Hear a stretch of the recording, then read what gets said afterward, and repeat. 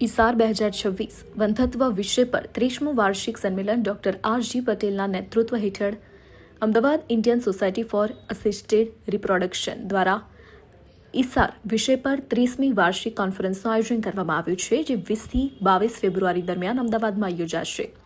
આ conference ઈસારના Gujarat chapter દ્વારા આયોજિત છે. દેશ અને વિદેશમાંથી વંધત્વ અને પ્રજનન ચિકિત્સા ક્ષેત્રના અગ્રણી નિષ્ણાંતો તેમાં ભાગ લેશે. કોન્ફરન્સમાં 3000થી વધુ પ્રતિનિધિઓ અને 800થી વધુ રાષ્ટ્રીય તેમજ આંતરરાષ્ટ્રીય નિષ્ણાંતો હાજરી આપશે. તેમાં ગાયનેકોલોજિસ્ટ, આઈવીએફ નિષ્ણાંતો, એમ્બ્રિયોલોજિસ્ટ, સંશોધકો અને વૈજ્ઞાનિકો હાજર રહેશે. મારું નામ ડૉક્ટર જીતેન્દ્ર પ્રજાપતિ. હું આઈવીએફ કન્સલ્ટન્ટ અને ડાયરેક્ટર સૃષ્ટિ આઈવીએફ સેન્ટર મહેસાણા. ખાસ કરીને કયા પ્રકારની ટેકનોલોજીનો ઉપયોગ થશે કોન્ફરન્સમાં અને એઆઈનો ખાસ કરીને કઈ રીતે ઉપયોગ થશે? હવે દિવસે ને દિવસે કોઈ પણ ક્ષેત્રની અંદર ટેકનોલોજી અપગ્રેડ કરી રહ્યા છે. તો હવે આ જે ટેસ્ટી બેબીની સારવાર છે એમાં પણ ટેકનોલોજીનું અપડેશન જવા થઈ રહ્યું છે.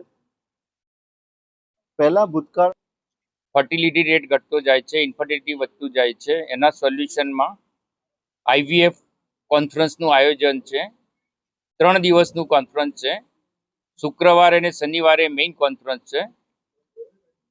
રવિવારે વર્કશોપ છે. 8 જેટલી વર્કશોપ રાખેલી છે. આશરે 3000 ડેલિગેટ છે, જે આ ઈસાર એટલે Indian society of assisted reproduction ની 30મી કોન્ફરન્સ છે.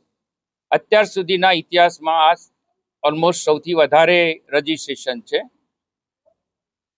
અરાઉન્ડ 35 ઇન્ટરનેશનલ ફેકલ્ટી છે. ઇન્ડિયામાંથી અરાઉન્ડ 3000 ડેલિગેટ છે.